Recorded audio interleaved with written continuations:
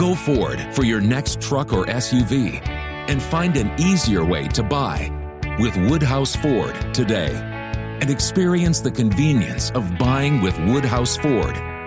Save up to $13,000 off MSRP on a 2023 Ford F-150 XLT, plus 3.9% APR for 60 months with approved credit. $299 doc fee due at signing. Security deposit waived. Expires 1/02/2024.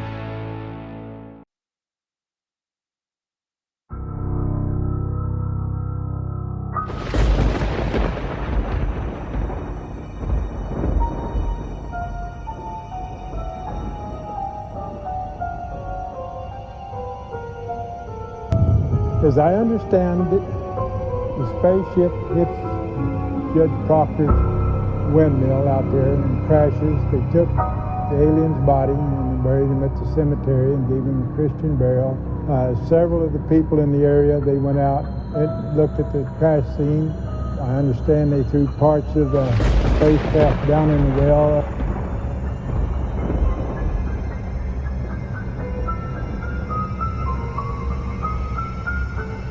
A large stone serves as the marker to the foreign body that has apparently been moved to keep curious kleptos from digging up whatever could be resting in the Aurora cemetery.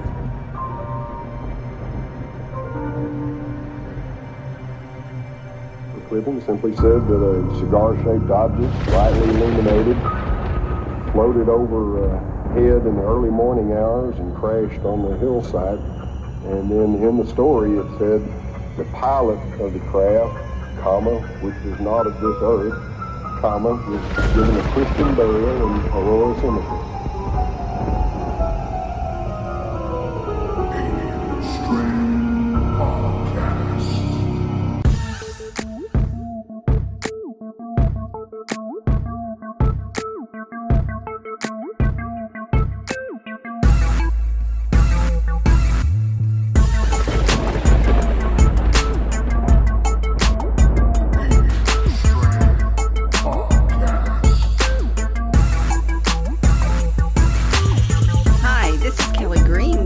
Executives, Coastal Bend, and Corpus Christi, Texas.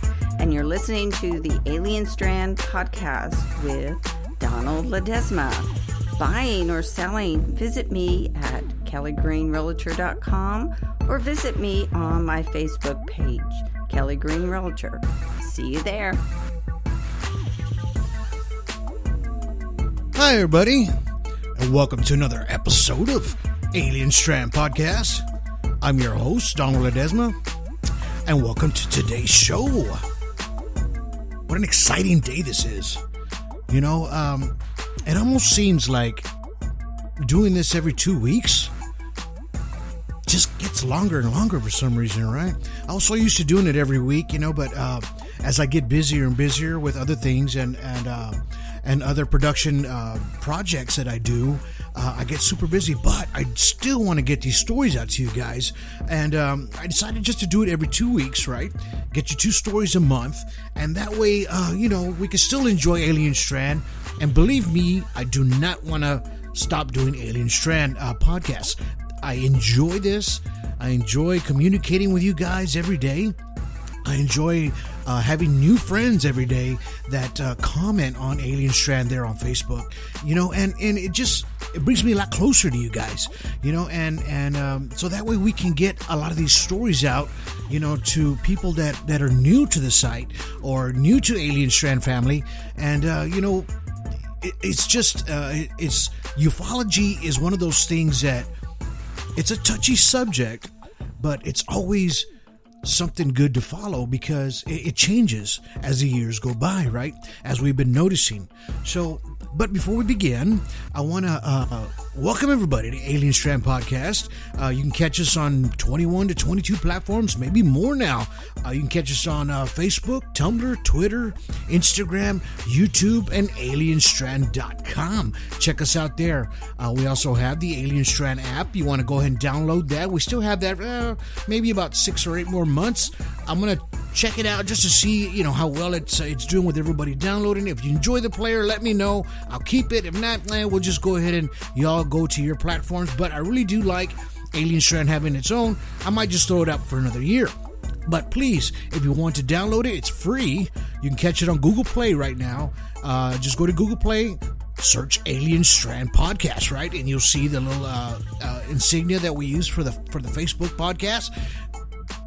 Download that, right? And once you download that, you'll be able to sign in.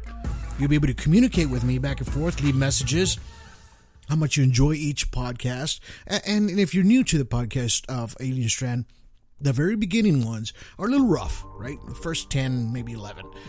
But after that, they get better and better as they go, because I was still kind of green around the gills, like they say. And, I wanted to try to figure out how I was going to get this information out to you guys, but I needed to get in my comfort zone, right? Everybody has that little comfort zone. So, and I think I've got my niche now, that where you're able to understand, what I'm trying to say now, and in easier terms, right? So, but yeah, download the app. If you want to get in touch with Alien Strand, you can call us at 361-245-8000. Again, that's 361-245-8000. You want to be a guest on the show? You got a story? It's not just aliens we do here. We do Bigfoot, we do ghosts, we do all kinds of things of the unknown, right?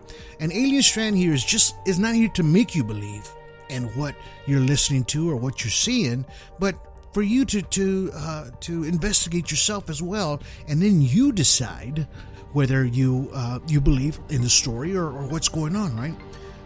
So, like I said, we're just trying to get this information to you guys, so that way you can spread it out to everybody else, right? Because Alien Strand loves you guys, every single one of you guys. I got my top fans right now. David Atliff, you're out there. Thank you, brother, for sharing Alien Strand. And I got Paul Wilborn. He's my good buddy there. He helps me out, my sidekick, but he's in the UK, right? He does a really good job out there, and we do appreciate you, brother, for everything that you do. Thank you. So, today's topic, I called it 1897, right? And the reason I wanted to bring this story out to you guys, because it's like a double-edged sword kind of story. It has all the elements of a UFO, and it has elements of something else, right? And as I started digging, it kind of made me think a little bit more on this story. And as I dug and read, right? A lot of these videos you see on YouTube, especially the older ones, or even now some of them, when they used to talk about ufology and things maybe 15, 20 years ago, it was more like a joke-y kind of sense. Like, oh, little green men from Mars, aliens, stuff like that. They took it in that sense. I'm talking 20 years ago, maybe long, well, of course, longer. But now ufology has gone, it's so serious now, right? That whatever you see and you read, if you're a true ufologist or want to be a follower of ufology, you dig and you go through all these different sites and find out if what you're seeing is what you think you're seeing, as far as an alien, UFO, extraterrestrial, right? So, and this story in 1897 brings that element back, right? So, this happened in Aurora, Texas, April 17th, 1897. And Aurora, Texas is about 20 minutes northwest of Dallas. It's off of Highway 287, and its main cemetery, it's a small little town, but it's got one road that goes to the left when you're going north. It's called Highway Road 114, and that's where the main cemetery is located. And the only reason I'm bringing this cemetery up, because it coincides with the story. So between 1896 and 1897, there had been dozens of reports of strange cigar-shaped airships, which they call them, and they were witnessed throughout the USA, right? And this was from California all the way heading towards the East Coast. So it was going in that direction, right? So on April 17th, 1897, there was an edition in the Dallas Morning News. This is where the first story appeared on this crash. And it was written by a resident there called S.E. Hayden. So he claims that this incident happened 2 days earlier on April 15th, 1897. So, and this is what he claimed, that there was an airship that crashed into Judge S. Proctor's windmill in Aurora, Texas. Remember, you're talking about a Dallas newspaper here. And this Aurora is like maybe 20 miles away or so. So that article appeared in that newspaper at that time. So Hayden, eventually he wrote, eventually the machine was out of order, right? And he says that this airship crashed into the windmill of this judge right on his property. He says it was making of a speed of about 10 to 12 miles per hour, settling down towards the earth. So in other words, it was just coming down real slowly.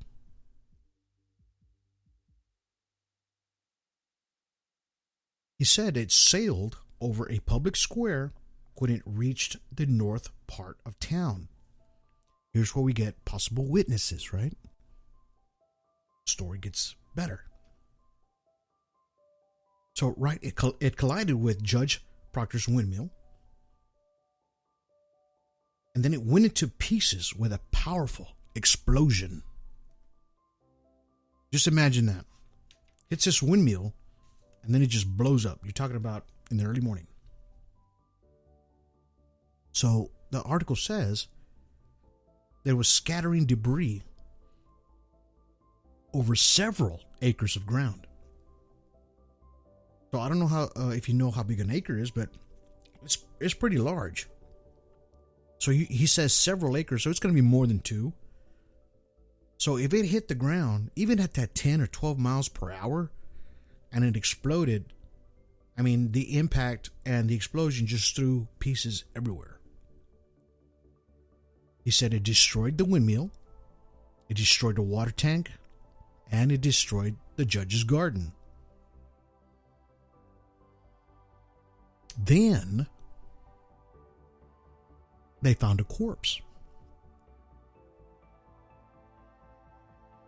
And then it says, while the remains were badly disfigured, enough had been picked up to show it was not an inhabitant of this world. Why would you think that he would write that? Is my question. Saying it was not an inhabitant of this world. So, and he says that there were papers written in strange hieroglyphs that were discovered on the body. So even though it crashed and blew up and it was disfigured, they were still able to get these papers, or what they thought they were, and they had hieroglyphs on them.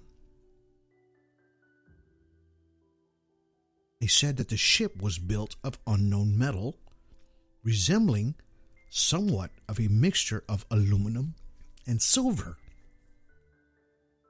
Now, on all of my podcasts, I don't know if you remember, if you go back and you listen to a lot of these encounters, everybody always describes these UFOs or these ships having this silver, dull-looking style of metal, right?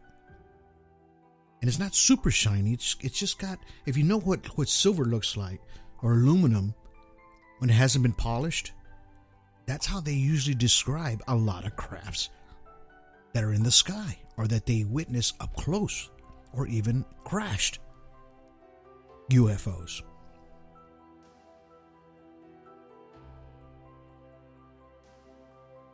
So the next day, on April 16th, 1897, people from Aurora and the surrounding countryside gathered to view the debris. So a lot of people heard it, and they heard the crash. Small towns, back then, of course, there probably wasn't that many people. They saw the explosion, and they headed out there to go see what happened.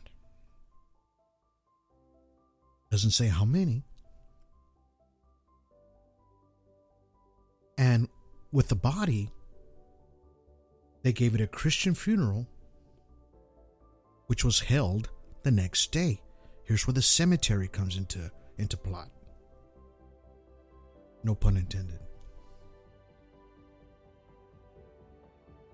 So, when you listen to this story, does it sound like a normal day in Aurora? And why? Why wouldn't they freak out? Like, man, this is an alien, or this is a UFO, right? Why would you think that they would probably act out that way if they did? And they didn't. And the only reason why, you got to remember, this is 1897. They'd never heard of aliens, never heard of UFOs, never seen them. So they treated this pilot, which they called him, his name is Ned, that's the name they gave him. They gave him a burial, a Christian burial, because they figured he needed to be buried. Right?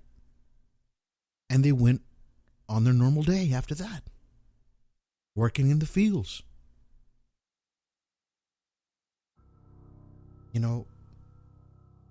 That kind of things that we see today was not in their timeline. They didn't know what these things were. You got to remember, Roswell happened 50 years later after this. Kind of gets you thinking, right?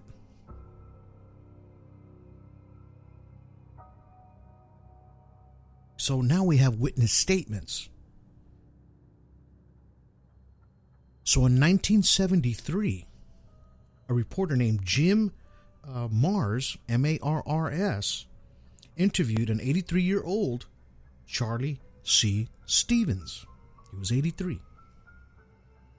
On what he saw as a 10-year-old. Apparently him and his father witnessed this craft fly over and crash. But he did not want to get involved at all. For all those years, that's why you didn't hear about him. But later was persuaded to reveal his eyewitness statement, right? And this is Charlie's story. He says on the April morning, 1897, which was Charlie and his dad were working with the cattle, when they spotted a cigar-shaped craft passing overhead at a low altitude, and it had a bright light. They watched it move towards town, and then they heard the explosion, right?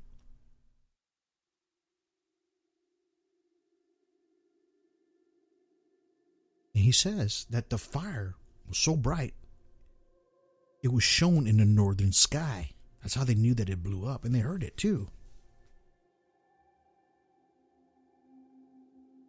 Charlie says, I wanted to go immediately and see what happened.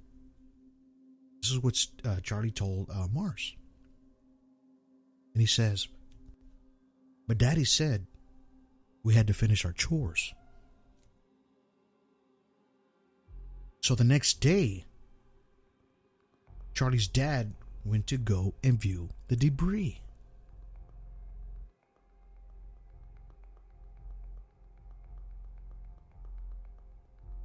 So the thing that's different in this story is that Charlie's saying that it was flying at a low altitude and it had a bright light.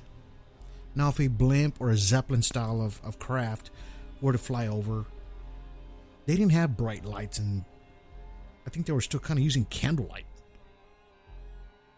I'm sure they had some electricity by then. But they said it had a bright light.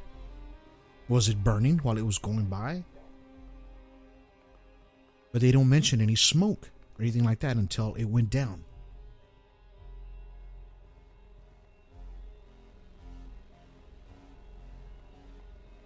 So at the Aurora Cemetery is where the headstone that they put for this, the pilot, which they call Ned, and on this stone, it was broken in half, and they etched a design of a UFO or a saucer shape on it, right? Go Ford for your next truck or SUV and find an easier way to buy with Woodhouse Ford today and experience the convenience of buying with Woodhouse Ford. Save up to $13,000 off MSRP on a 2023 Ford F-150 XLT, plus 3.9% APR for 60 months with approved credit. $299 doc fee due at signing. Security deposit waived. Expires 1/02/2024.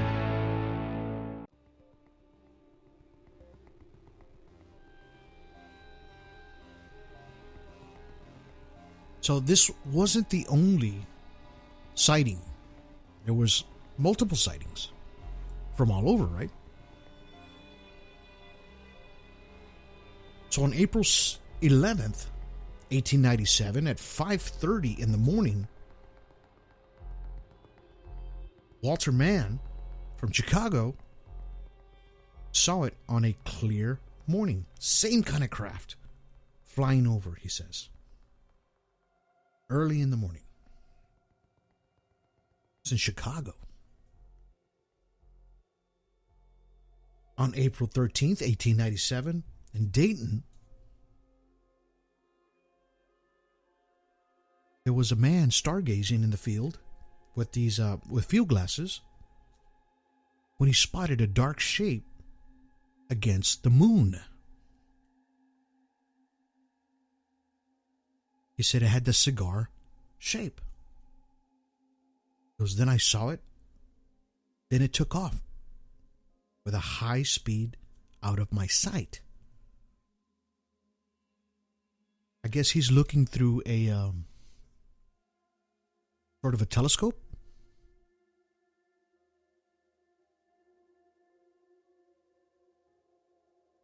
Here's another one. On April 15th, an attorney named J. Spence Bounds of Hillsborough was on an emergency will call of a dying man. So he was an attorney, right? He was going to go and make a will out for this gentleman that was passing away. So at 9 p.m., on his buggy with his horse, he says, we were frightened by a brilliant flash from looked like a searchlight that passed directly overhead.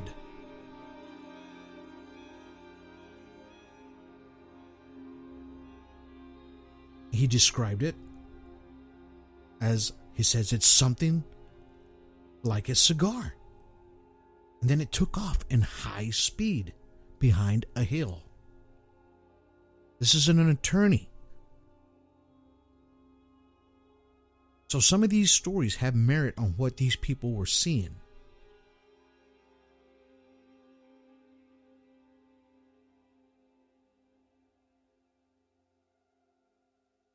You know, and there's some facts about the alien. So you ask yourself, right?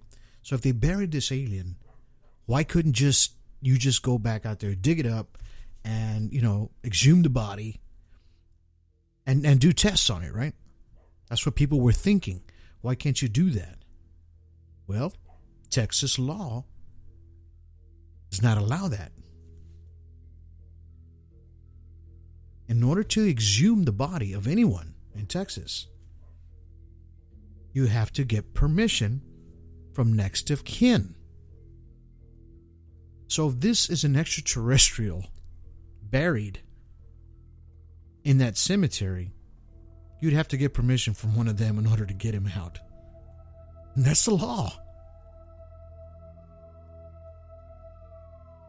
So because there was so many people going out there after this story came out through the years, people were going and trying to investigate and trying to, take things, right?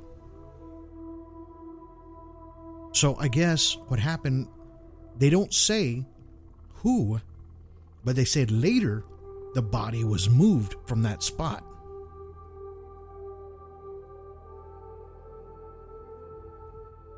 Why would they move that body? And who moved it? And I thought they couldn't, right? Even the headstone, original one that they made for Ned, was stolen. So now, in its stead, they put a big stone there. All it is a rock, huge stone there. Maybe weighs a couple 100 pounds. So people can go and visit there at the cemetery. And they go and put, look like little aliens or cars or, from people that have been going there through the years, visiting Aurora, Texas.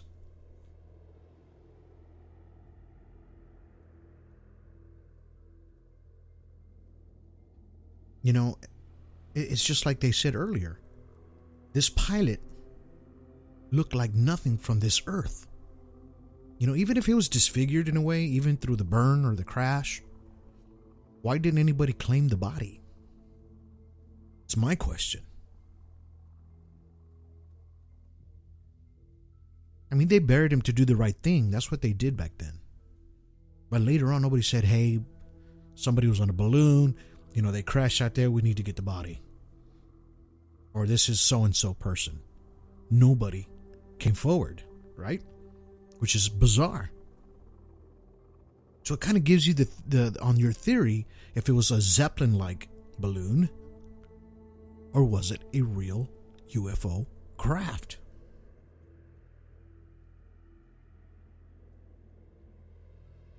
And what happened to the debris? Right? You'd probably be asking, what happened to all the debris that was scattered everywhere? And it's said that most of the townspeople went and picked up a lot of that debris and took it home.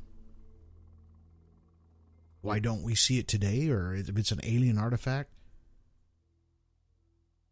Back then, they needed metal. So they think that most of the people probably used it. Or like that other gentleman said in the beginning of this podcast, that they ended up throwing it down a well and burying it. Why cover it up? Is my thing.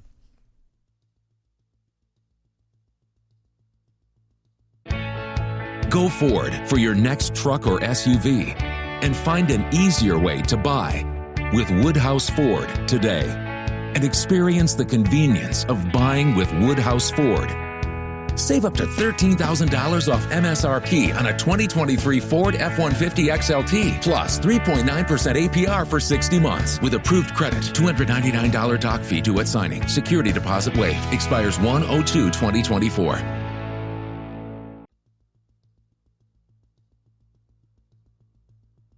And like I said, they saw these lights illuminating brightly on the bottom of this craft.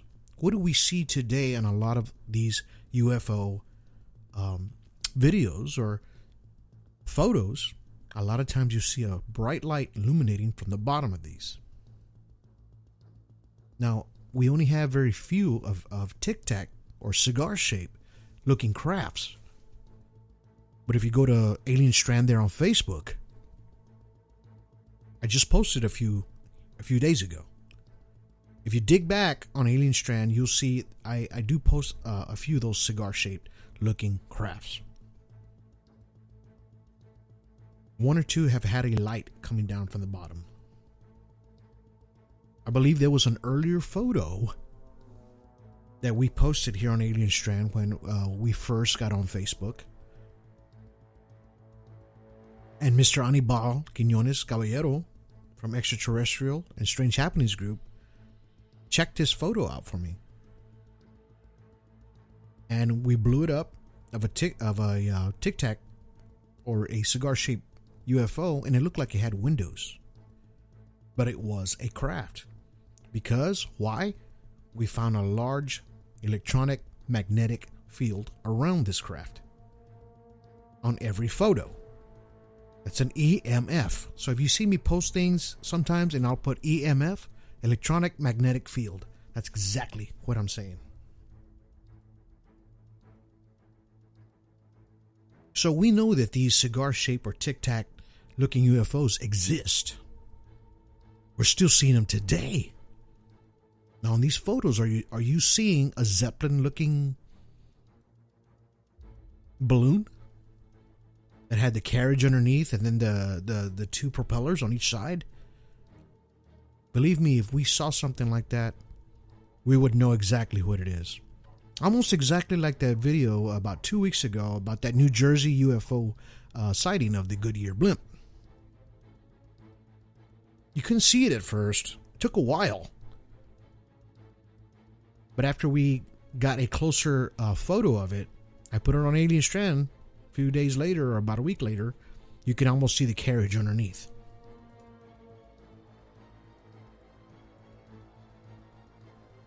And then on these sightings of this story, why did you only hear about it in the early morning or late in the evening?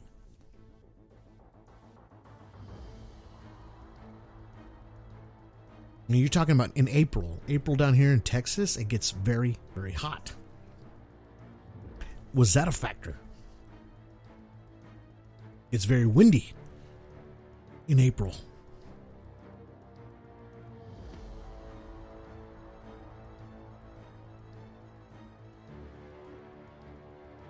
You know, why did we have a witness statement later on?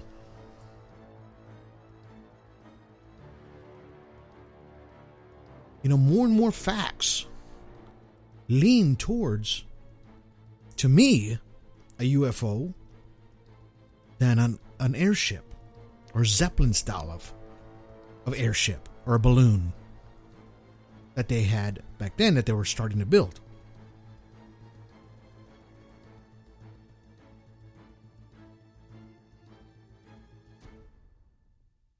You know, everything kind of just points in that direction. Was this story hoaxed?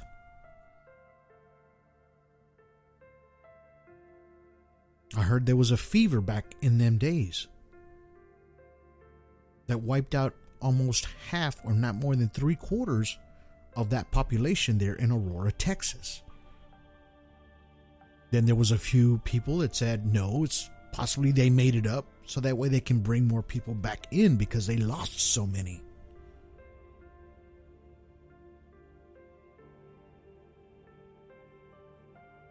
But the story all points in the direction of something crashed there. Why move the body? Why move the parts? Why hide everything?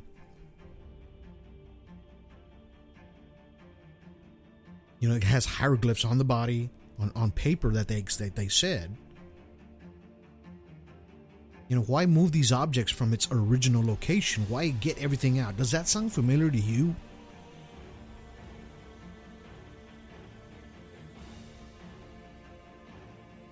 Sounds exactly like the Roswell incident, right? But this happened 50 years earlier. The government was not even involved in something like this.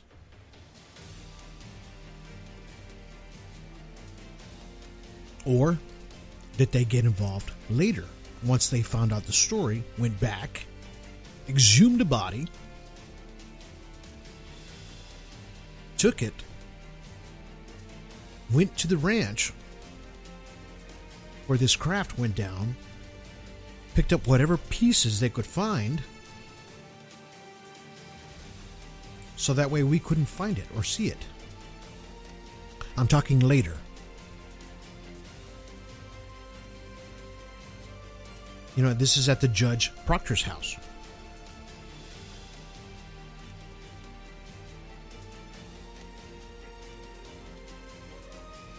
I was trying to find some stories on Judge Proctor, but I didn't see too much. Me thinking, you know, back then there was a lot of people that just minded their own business, regardless of what they saw, what they witnessed. You know why? Because they didn't want people to think they were crazy or lost their minds.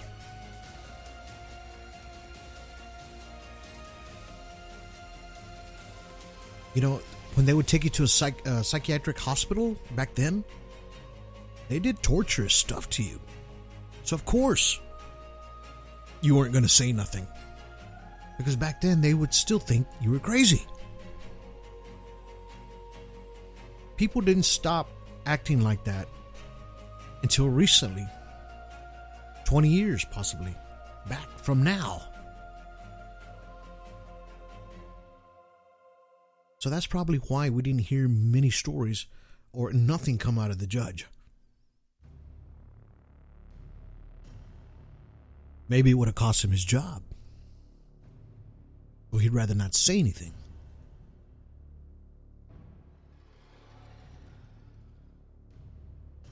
All these things, it's a big puzzle like I always talk about. And back then in 1897, you know, of course, people didn't want to say nothing. People didn't want to see nothing. But at the same time, they were innocent.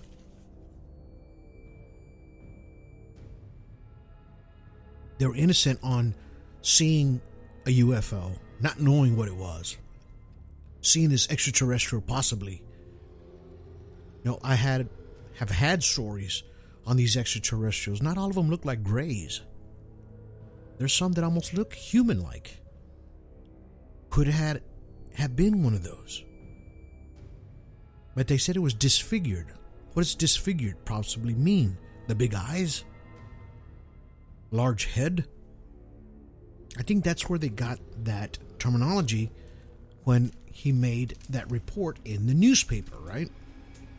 In the Dallas Morning News. What other way to explain on what they had seen?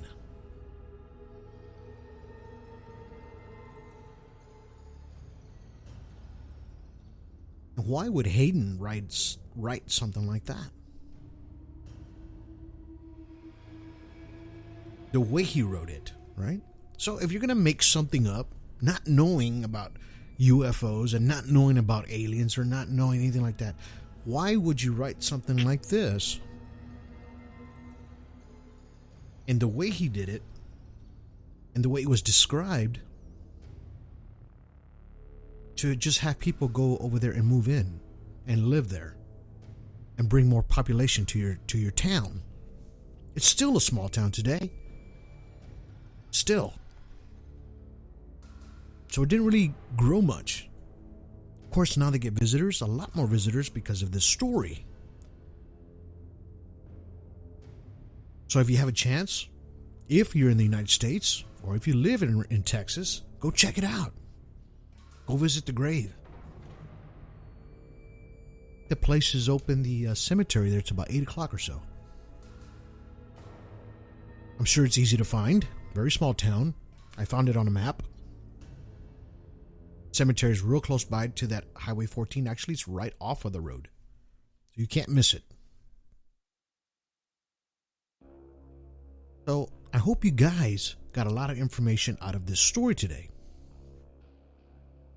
And I bring this information to you so that way you can decide if this happened by the facts that I threw out there on both sides. And as you dig yourself, if you decide to, go look into it and see what you see. there's, like I said, a few conflicting stories that do conflict with this story to make it sound like it was a Zeppelin. But the witness statements is what makes it different than a Zeppelin, right? Or balloon style. 1897, come on, they didn't have that great technology back then.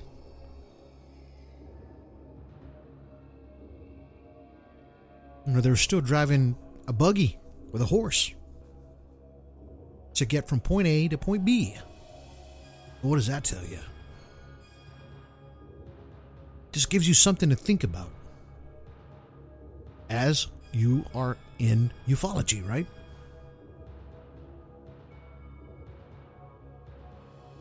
But I'm glad I put this information out for you guys. And I hope you go check for yourselves and just research it a little bit. See what you find. You know, if you find anything different, you can always post it on Facebook. They're on Alien Strand.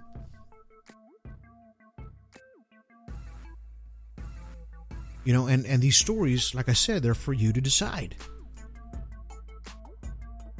And I really enjoy telling these stories to you guys. Really do. Because I'm learning with you as we put these puzzles together. Don't forget to catch us on Facebook, Tumblr, Twitter, Instagram, YouTube, and alienstrand.com. Go check us out there.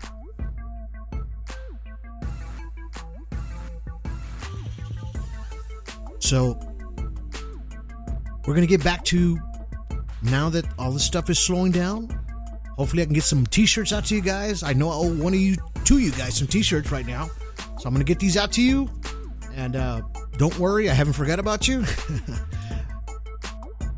You'll see a nice surprise in the mail. But you can go look over the merchandise there on Alien Strand there on Facebook. Go check it out. Got some t-shirts there. I think a couple of sweaters left. And, you know, if you enjoy it, like it, hopefully I can start getting these out to you guys. Okay? But thank you for listening to today's podcast. Please share. Download the Alien Strand app so you can listen to it at any time. It'll give you a nice indication that a new podcast has come in. But it's been my pleasure. Until then, you guys have yourselves a good day. Have yourselves a good evening. And have yourselves a good night.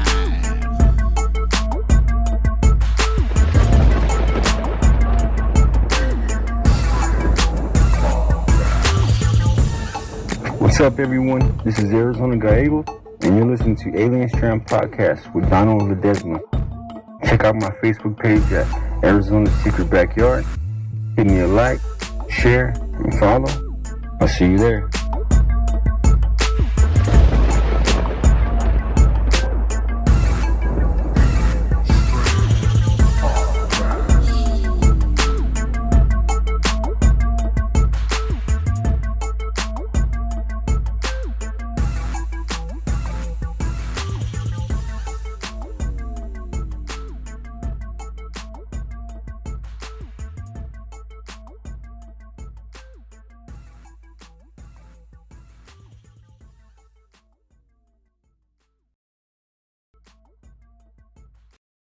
Hey guys, it is Ryan. I'm not sure if you know this about me, but I'm a bit of a fun fanatic when I can. I like to work, but I like fun too. It's a thing. And now the truth is out there. I can tell you about my favorite place to have fun. Chumba Casino. They have hundreds of social casino style games to choose from with new games released each week. You can play for free anytime, anywhere. And each day brings a new chance to collect daily bonuses. So join me in the fun. Sign up now at ChumbaCasino.com. No purchase necessary. VGW Group. Void where prohibited by law. See terms and conditions. 18+.